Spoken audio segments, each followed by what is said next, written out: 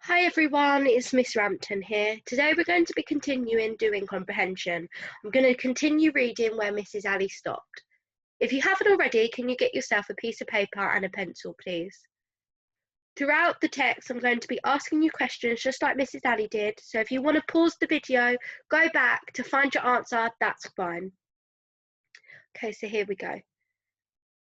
But there was another listener outside the walls of Heorot. In the dim and the dark, there stalked an enemy from hell itself, the monster Grendel, sworn enemy of God and man alike. Okay, I know we've only read a few lines, but Grendel has now been introduced. You can see that he's a monster, you can see that he's an enemy. What do you think is going to happen? I want you to predict what you think is going to happen. A beast born of evil and shame.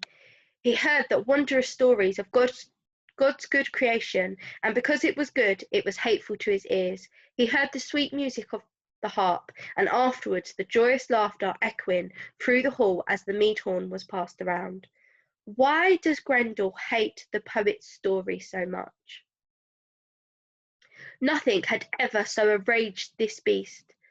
As night after night he had to listen to all this happiness and harmony, it was more than his evil heart could bear.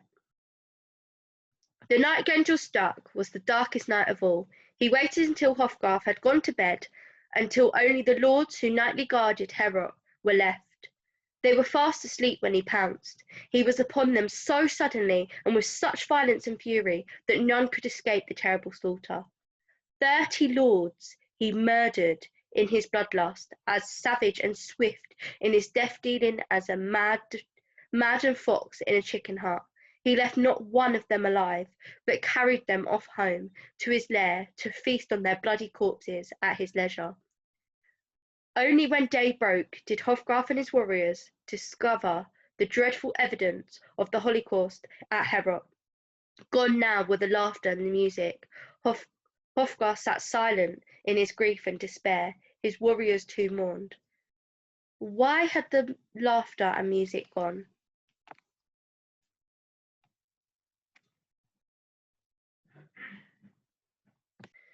And lamented their loss of their friends and brothers in arms. All were stunned at the merciless cruelty of this fatal fiend of the darkness. But the horrors were not yet over, for the next night Grendel came again, stalking over the foggy moors and down through the forest towards Heorot.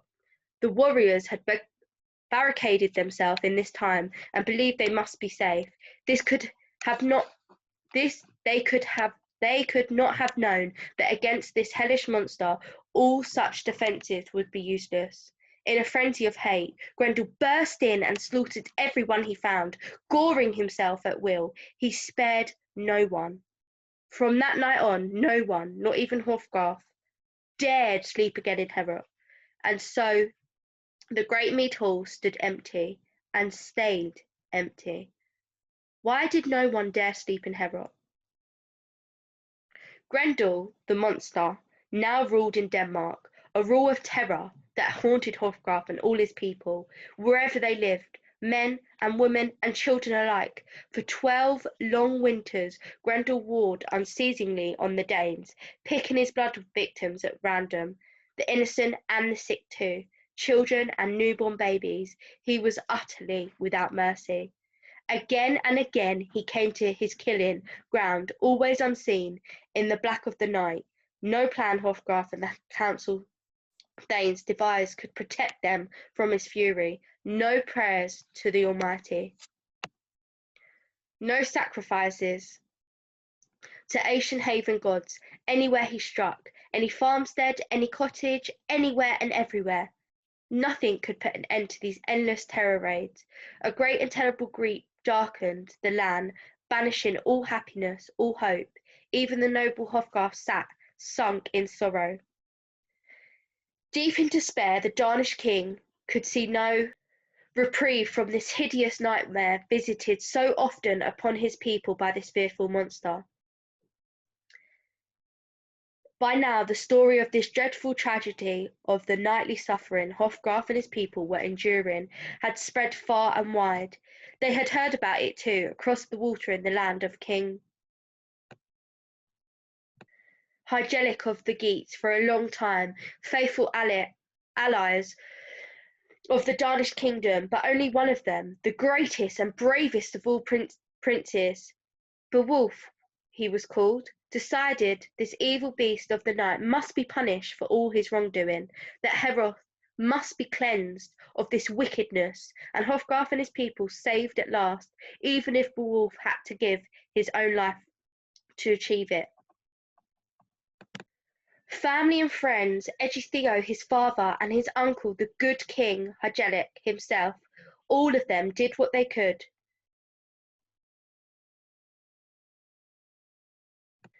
to dissuade him from this reckless, perilous mission. Why did Beowulf's family try to talk him out of going after Grendel? But all advice, all amends, only whetted Beowulf's determination to go to Denmark and slay this monster of the night. He ordered a strong and seaworthy ship to be fitted out by the quest, and hand-picked 14 of the fiercest warriors he knew. Okay, last question.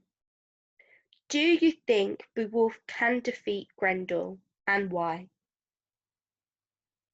Okay, I'm going to stop there, and we're going to go back to the top, and we're going to go through the answers together. Okay. Obviously, the first one we can't answer because it's your prediction, but I want to know if your prediction was right. So after this, if you could take a picture of your work and put it on Tapestry, so I can also look through your answers, but also I want to see your prediction as well. So the next question after that, why does Grendel hate the poet's story so much? So it says here,